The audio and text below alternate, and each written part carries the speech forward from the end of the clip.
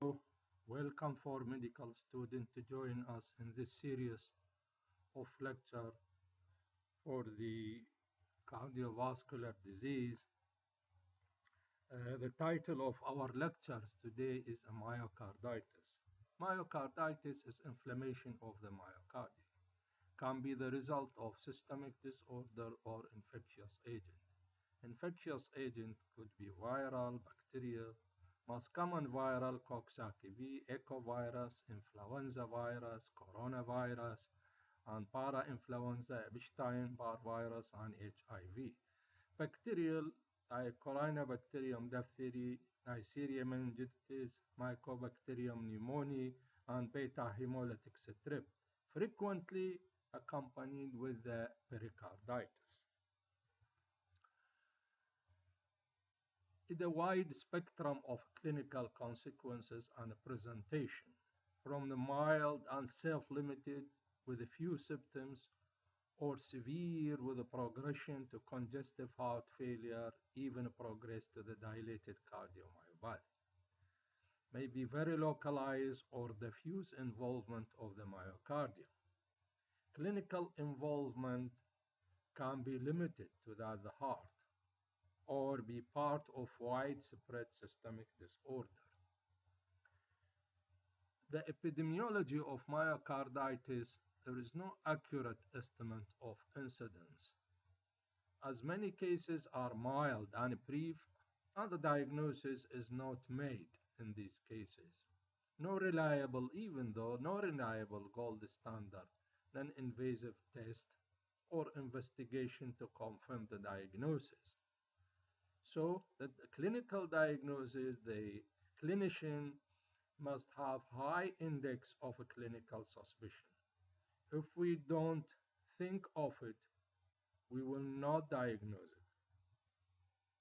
And summary of the causative agents of the myocarditis. The most common infectious Coxsackie and HIV.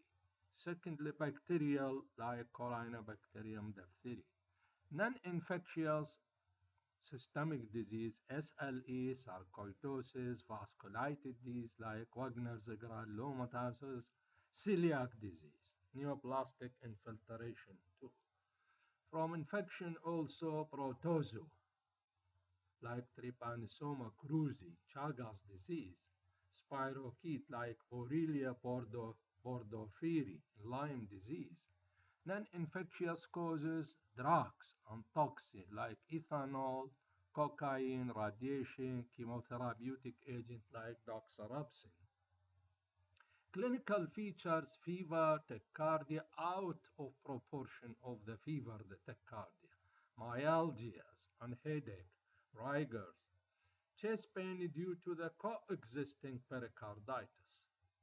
Pericardial friction lump might find in clinical examination. Severe cases may have congestive heart failure symptoms and even cardiogenic shock.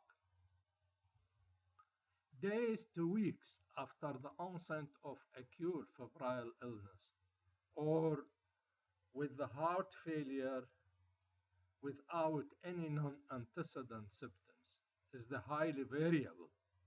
Onset of heart failure may be abrupt onset, sudden onset, and a fulminant or a gradual progressive develop that the dilated cardiomyopathy and failure. May mimic acute MI with ST segment elevation, positive cardiac marker, regional wall motion abnormalities and echocardiography.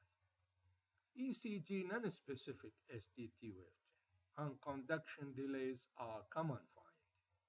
Ventricular ectopy may be only clinical finding by ECG.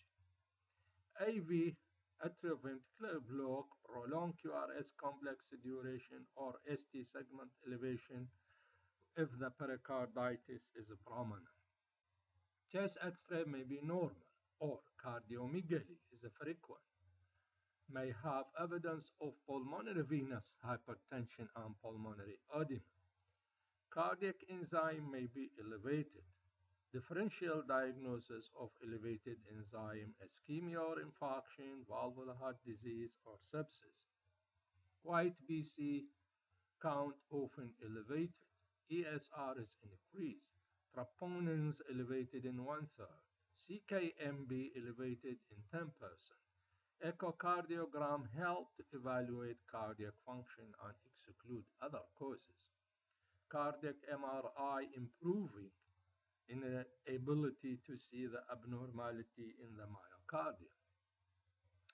Pathological examination may reveal lymphocytic infiltrative response with the necrosis, but this is not sensitive because of the patch areas of distribution.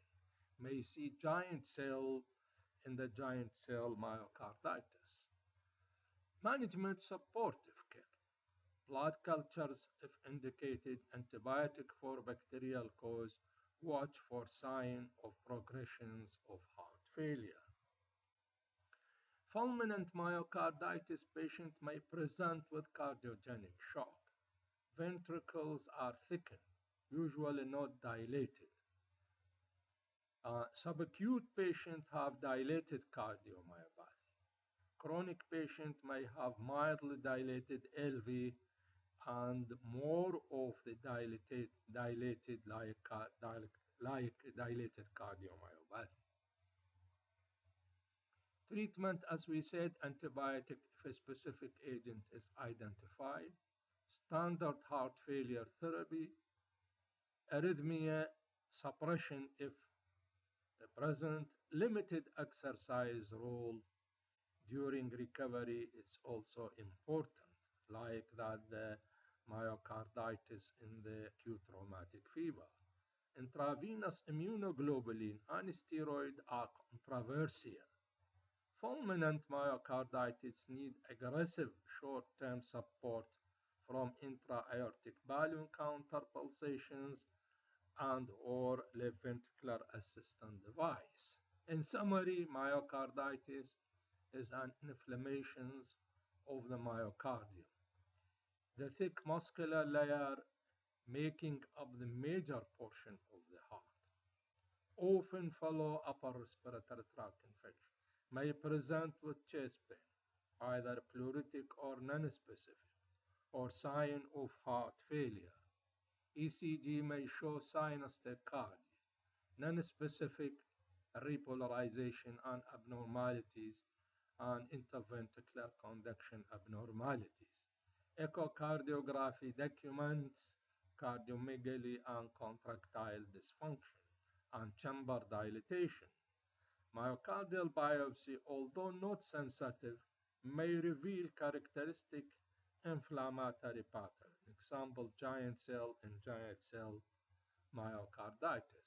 Giant cell myocarditis is a myocarditis in acute, rapidly progressive form of myocarditis associated with a ventricular arrhythmia and progressive cardiac dysfunction despite medical treatment, supportive medical treatment. For unclear reason, this process usually occurs in a person younger than 40 years old. The underlying mechanism is unknown really, but it's thought to be autoimmune process. On endomyocardial biopsy, the pathognomonic giant cell is seen. Unlike other forms of myocarditis, aggressive immunosuppressive therapy have been shown to improve survival, but this process is still often fatal.